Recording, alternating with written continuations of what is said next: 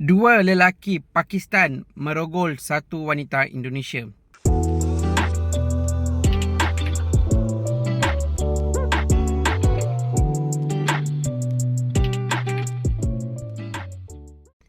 Salam sejahtera dan bertemu kembali di channel saya BP Jaya. Kepada yang korang belum follow channel saya untuk mendapatkan info-info yang akan saya update dari masa ke semasa.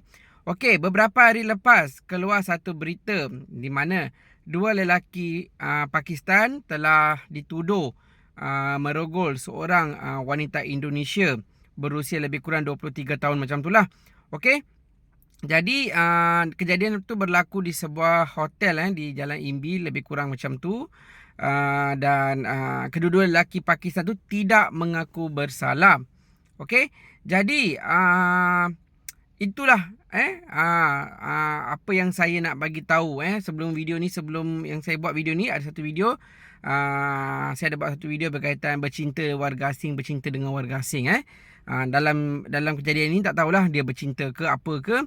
Tetapi macam mana dua lelaki Pakistan ni boleh masuk hotel perempuan tu? Mungkin suka sama suka ataupun ada unsur-unsur lain kita tak tahu.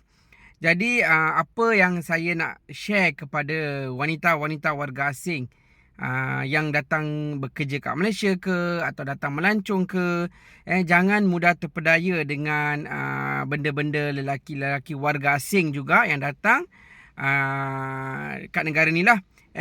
So ini akan terjadi kepada anda kalau kamu tak mengenali lelaki-lelaki warga asing daripada luar datang sini.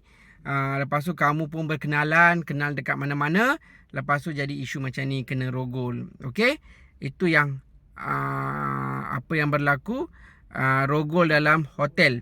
Okey, macam mana dia boleh masuk hotel, siapa buka pintu tak tahulah. Ataupun benda ni berlaku suka sama suka, tetapi kemudiannya dijadikan cerita dia dirogol. Okey, jadi apabila kamu berada di luar negara, hati-hati atas diri anda. Okey.